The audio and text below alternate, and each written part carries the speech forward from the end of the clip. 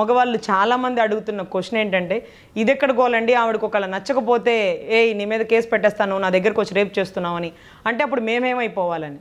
ఇది ఒక కన్సర్న్ ఆన్సరేనండి.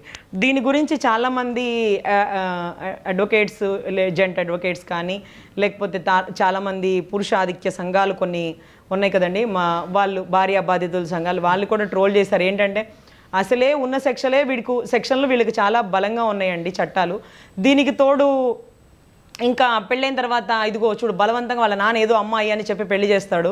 ఈవిడ లోపలికి వచ్చాక గదిలోకి వచ్చాక నువ్వు నన్ను తాకేవంటే నీ మీద కేసు పెట్టేస్తానని అనుకోండి. ఇప్పుడు ఇరుక్కుపోవడానికి అన్ని రకాల ద్వారాలు మూసేసిన పరిస్థితి. ఇప్పుడు నేను కాపురం చేయమని అడగడం కూడా ఒక తప్పైన పరిస్థితి. సో ఈ రకంగా ఎలా తప్పించుకోవాలి అనేది ఒక వర్షన్ని ఫ్రేమ్ చేశారు. తర్వాత 497 అడల్టరీ స్ట్రక్ డౌన్ చేయడం వల్ల అంటే ఆడవాళ్ళకి భార్యలకు ఒక రకమైన స్వేచ్ఛ వచ్చిందండి. దానివల్ల ఏంటంటే ఒక వివాహిత స్త్రీ తన భర్తతో కాకుండా ఇల్లీగల్ సంబంధాలు పెట్టుకున్నప్పటికీ అది తప్పు కింద కన్సిడర్ చేయరు. అంటే అది తప్పు కాదు, ఆవిడకి ఫ్రీ సెక్స్ అనమాట. ఒకప్పుడు ఒక లాడ్జ్లు మనం చెక్ చేస్తున్నప్పుడు మీరిద్దరు భార్యాభర్త చూపించండి ఆధార్ కార్డులు, మీరిద్దరు భార్యాభర్త అని ప్రూఫ్ ఏంటి? అవును కాదు, మేమిద్దరం భార్యాభర్తలు కాదు, కానీ నేను పెళ్ళైన ఆడదాన్ని, నాకు ఇష్టమైన వ్యక్తితో నాకు ఉండే స్వేచ్ఛని న్యాయస్థానాలు కల్పించిని, చట్టాలు కల్పించిన నువ్వెవరు అడగడానికి అని అడిగే స్థాయికి వెళ్ళిపోయారండి. దీనివల్ల చాలామంది కుటుంబాలు విడాకుల స్థాయికి వస్తున్నాయి, మనస్పర్ధలు ఎదురవుతున్నాయి.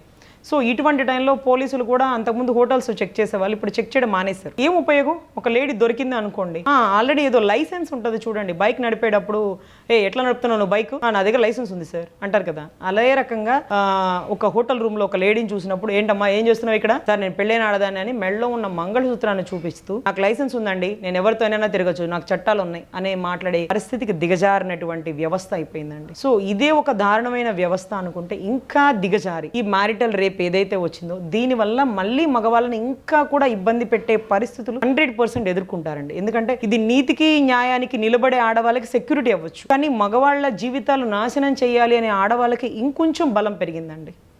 ఇప్పుడు వరకు 498 వేస్తూ ఇబ్బంది పెడుతుంటారు. ఇక వాళ్ళకి వద్దనిపించినప్పుడు బలవంతంగా నన్ను రేప్ చేస్తున్నాడు నా భర్త, నన్ను ఇలా చేస్తున్నాడు అలా చేస్తున్నాడు, అది ఇంకొక కేసు అయిపోతుంది. సో ఈ రకంగా వాళ్ళు చాలా అంటే ఇప్పుడు నా భర్త నాతో చేయడం, ఆమెని నేను శారీరకంగా దగ్గరవు అంటే అదొక తప్పు, ఆవిడ మాత్రం నాతో తప్ప ఆవిడ నచ్చిన వాడితో శారీరకంగా దగ్గర అవ్వచ్చు. ఇది ఎక్కడ చట్టం అండి? ఇంకా మగవాళ్ళు బ్రతకాలా వద్దా? ఇలాంటప్పుడు పెళ్లి చేసుకునేటప్పుడే ఒక మాట తీసుకోవాలి, అమ్మా నేను కనీసం నిన్ను తాగే స్వేచ్ఛ అయినా నాకుందా, లేకపోతే నీతో సంసారం చేసే స్వేచ్ఛ నాకు ఉంది కదా, నేను ఎప్పుడైనా సంసారం చేయాలని అడిగితే నువ్వు దయచేసి నా మీద మ్యారిటల్ రేప్ కేసు పెట్టద్దు అని ఒక 100 రూపాయల స్టాంప్ పేపర్ మీద అగ్రిమెంట్ రాసుకుని చేయాల్సిన పరిస్థితికి దిగజారాల్సి వస్తుందండి. నాకైతే చాలా భయంగా ఉంది, ఈవిడ అసలు ఇష్టమే లేకుండానే చేసుకుంటుంది, లేదా నేను తేడా పడితే ఇరుక్కుపోతాం మేము, నాకేదో భయంగానే ఉంది తాకాలంటే అనే పరిస్థితికి వెళ్ళిపోతున్నారండి. సో ఈ రకమైన ఎలిగేషన్స్ చాలామంది కాల్స్ కూడా చేశారండి. ఒకవేళ పొరపాటున కేసు పెట్టేస్తే ఎలా అంటే, ఆవిడ ఇష్టపడే చేసుకున్నాను, ఏమోనండి ఇష్టంగానే ఉంటుంది, మళ్ళీ ఏదైనా తేడా పడింది అనుకోండి రేప్ చేసామని కేసు పెట్టేసిద్ది, అసలే నన్ను ఏ రకంగా ఇరికించాలని చూస్తుంది, ఈ టైంలో ఈ జడ్జిమెంట్ ఒకటి ముద్రస్టప్ జడ్జిమెంట్ దాపరిచ్చింది నా కర్మకి, నేను ఎట్లా మేడం మరి చెయ్యాలా వద్దా, అడిగేస్తే ఓపెన్గా పోతుందేమో అనే ఒక డౌట్స్ చాలామంది అరెస్ట్ చేశారు.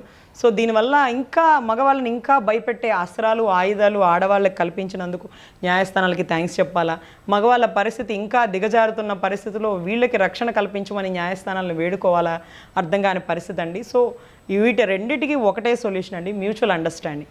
ఈ మ్యారిటల్ రేప్ కానీ లేకపోతే ఈ 497 అడల్టరీ స్ట్రక్ డౌన్ చేసేసిన, అంటే మందు విచ్చలవిడిగా తాగమని చెప్పినా అందరూ తాగట్లేదు కదండి, అంటే దే నో ద బౌండరీస్, వీళ్ళే తాగాలి వీళ్ళు తాగకూడదు, మన పరిధిలో ఉండకూడదు, మనం ఇలా చేయకూడదు, ఎలా అయితే మనం బౌండరీస్ పెట్టుకుంటామో విచ్చలవిడితనాన్ని ఎంత మనం అంటే ఇప్పుడు మన అమెరికన్ కంట్రీస్ తిరిగి వచ్చి అదే స్కర్ట్స్ మనం ఆంధ్రాలో వేసుకోలేము కదా, అంటే ఎక్కడున్న పరిస్థితిని బట్టి అక్కడ ట్రెడిషన్కి కల్చర్కి మనం అలవాటు పడుతున్నాం. సో మళ్ళీ మన నేటివిటీకి వచ్చేసినప్పుడు మనం మామూలుగా ఉండిపోతాం. సో అదే రకంగా చట్టాలు ఎన్నొచ్చినా మనమేంటి, మన పరిస్థితి ఏంటి, మన కుటుంబాలు ఏంటి, సర్దుకొని కాపురం చేయాలా లేకపోతే రోడ్డున పడి అల్లరి చేసుకోవాలా, ఈ డిపెండ్ అపాన్ ద సిచ్యువేషన్ బట్టి జడ్జిమెంట్స్ ఉంటాయండి. సో మ్యారిటల్ రేప్ గురించి ఎవ్వరు మగవాళ్ళు భయపడాల్సిన పరిస్థితి అయితే లేదు, మీకు కూడా కొంత వెసులుబాటు ఉంటుంది, కానీ ఇబ్బంది పెట్టే ఆడవాళ్ళు ఉంటే మాత్రం యూ ప్లీజ్ బీ కేర్ఫుల్. ఇది కూడా ఒక చట్టం, ఇది కూడా పనిష్మెంటు, అనవసరంగా ఇంకా కూడా అలరయ్యే పరిస్థితి, దౌర్భాగ్య పరిస్థితిని కూడా ఎదుర్కోవాల్సి వస్తుందండి. సో చాలా కేర్ఫుల్గా ముందే మాట్లాడుకోండి, పెళ్ళికి ముందే ఆవిడకి ఇష్టం ఉన్నా ఇష్టం లేకపోయినా కనుక్కోండి, ఇష్టం ఉండే చేసుకుంటున్నారు కదా, సో ఒకవేళ చేసుకోకపోతే ఆవిడ ఏ కేసులైనా పెట్టేసే అవకాశం ఉంటుంది, మీరు చాలా జాగ్రత్తగా ఉండాల్సిన పరిస్థితులు ఎదుర్కోవాలి.